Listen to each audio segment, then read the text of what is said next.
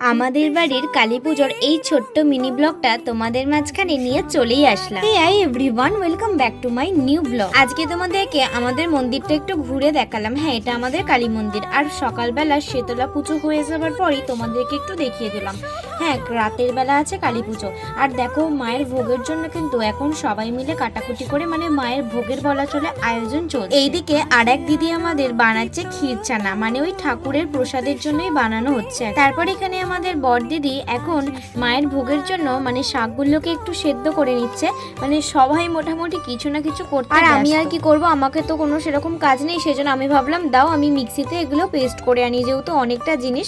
আর তারপরেই দেখো আমি এখানে ঠাকুরের জন্য কিন্তু বেলপাতার যে মালাটা করে নিলাম, ঠাকুরকে পরিয়েও দেওয়া হচ্ছে। এখন আজকাল আমাকে দেখে বহু মানুষ হিংসা করছে। তাদের হিংসা করার কারণ তো আমি জানি না, তো তাদেরকে বলতে চাই হিংসা নয়, বরং চেষ্টা করো।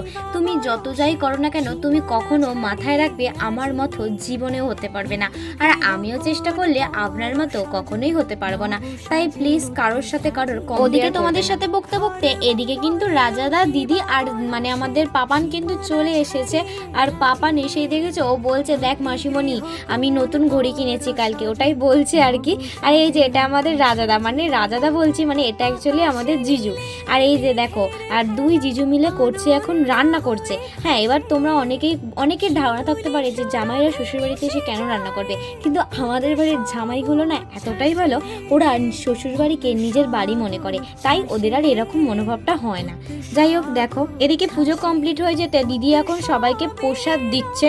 আর ওইদিকে কিন্তু সবাই খেতে বসে গেছে, মায়ের ভোগ। আর এদিকে আমাদের মানু দেখো, ও কিন্তু খিচুড়ি একদম সব এত মানুষ থেকে ও অ্যাকচুয়ালি খুব খুশি হয়েছে। আর এদিকে আমিও নিয়ে বসে পড়লাম মায়ের প্রসাদ। তাহলে আজকের ভিডিওটা এখানেই শেষ করলাম, আর পার্ট 2 নিয়ে খুব তাড়াতাড়ি আসছি। তাহলে আজকের মতো আসি। ভালো লাগলে একটা লাইক করে দেবেন, কমেন্ট করে